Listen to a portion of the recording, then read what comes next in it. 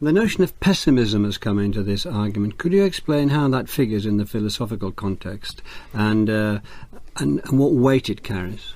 Yeah, I'm not sure that it's the right word.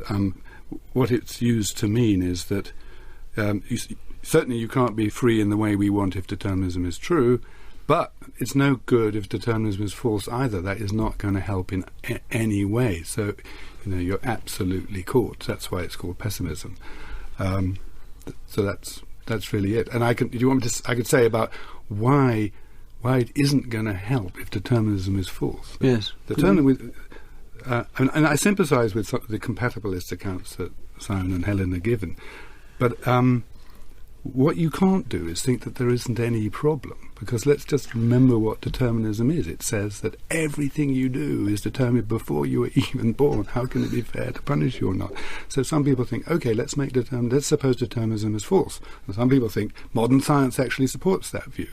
How is that going to help? So here you are as you are now.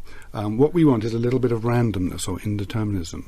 But how can that help? Suppose something changed in your brain because of a random wave from outer space, and that makes you do something different from what you would have done. That doesn't make you responsible for it. That's just chance or luck. That's the general point, that if randomness or indeterminism comes in, that doesn't help with responsibility. It just makes things luck or chance. So if it's anything, it's worse.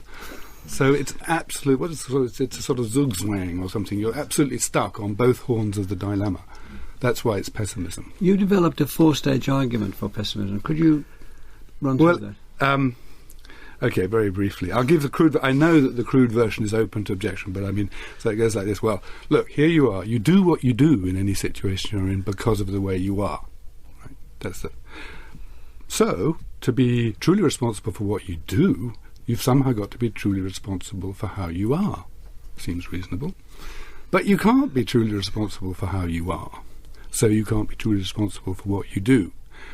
Why can't you be truly responsible for how you are? Because, well, what would you have to do to be truly responsible for how you are? You'd have to somehow make yourself the way you are, right? But if you did somehow make yourself the way you were, you'd have to already be some way to choose the way you wanted to make yourself be. And where did that come from? You'd have to get back behind that too, and determine what that was. And what you get is a classic infinite regress. You just can't get back behind yourself in such a way that you could really be said to be responsible for how you are.